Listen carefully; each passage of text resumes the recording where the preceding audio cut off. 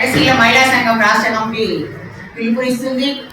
ఏంటి అంటే ఈరోజు ప్రభుత్వాలు చేసే దీని మీద, అట్లాగే ఆడపిల్లల మీద అత్యాచారాలు, మహిళల పైన అత్యాచారాలు, ముసలోళ్ళు చిన్నపిల్లలు కాకుండా అత్యాచారాలు చేస్తారు కాబట్టి దీన్ని మనం ఖండిస్తూ, అట్లాగే ఉపాధి హామీ చట్టాన్ని మార్చి దాన్ని తీసేయాలని చూస్తున్నారు.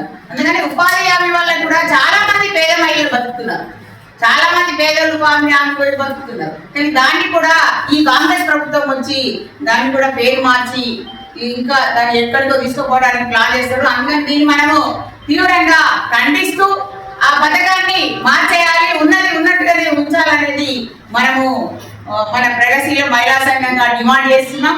అట్లాగే అంతర్జాతీయంగా మహిళలు అంటే మొత్తం దేశం అంతటా కూడా మనకు ఓటు హక్కు ఉండేది కాదు, ఆడవాళ్ళకి ఓటు హక్కు ఉండేది కాదు, సమానంగా చదువుకోవడానికి వెళ్ళడానికి లేదు. మొగడు చనిపోతే భార్యను కూడా అక్కడే చంపేయాలి, అదే కాటి మీద వండబెట్టి కాల్ చేయాలి అనేది ఒకటి ఉండేది. అట్లాగే మనలాంటి మహిళలు అక్కలు వాళ్ళు కొట్లాడి మనకు ఈ రోజులు తీసుకొచ్చారు. అన్ని రకాలుగా సమానత్వం కావాలని ప్రతి మహిళ 12 గంటలు పని చేస్తే 8 గంటల పని దినాన్ని సాధించారు అప్పుడు ఆ అక్కలు. అందుకని అలాంటి మనము గుర్తు చేసుకోవడం కోసం, సాధించుకున్న రోజు అని చెప్పుకోవడం కోసం ఈరోజు అంతర్జాతీయ మహిళా దినోత్సవాన్ని వసరోత్సవాలు జరుపుకుంటున్నాం. అట్లాగే మహిళలపై జరుగుతున్న అత్యాచారాన్ని కూడా మనము వ్యతిరేకించాల్సిన అవసరం ఉంది. చిన్నపిల్లల మీద జరుగుతున్న అత్యాచారాలు కూడా మనం చూడండి, కోట్లు లగ్గాలు చేసుకుంటున్నారు. 100 రూపాయలు కొన్ని పిల్లలకు ఇప్పుడు తినడానికి తినలేని పరిస్థితిలో ఎందరో ఉన్నారు. వాళ్ళని చూసేవాళ్ళు లేరు. ఒకటి కాదు, పరిస్థితుల్లో చూస్తుంటే ఈ మధ్య కోట్లలో చూస్తుంటే తెలుస్తుంది. ఎన్ని కోట్లంటే 20 కోట్లట, 100 కోట్లట పెళ్లి చేసుకుంటారు. అలాంటి పరిస్థితి ఈరోజు ఉంది. కానీ మనకుందా? తినడానికి తినలేని పరిస్థితిలో ఎంతో మంది మనం చూస్తున్నాం. అందుకనే అలాంటి వాళ్ళ కోసమే ఈ ప్రగతిశీల మహిళా సంఘం కొట్లాడుతుంది. ప్రతి దాన్ని కూడా మహిళలు ఎక్కడ అన్యాయం జరుగుతాయి అక్కడ ఈ సంఘం ప్రత్యక్షమై పనిచేస్తుంది.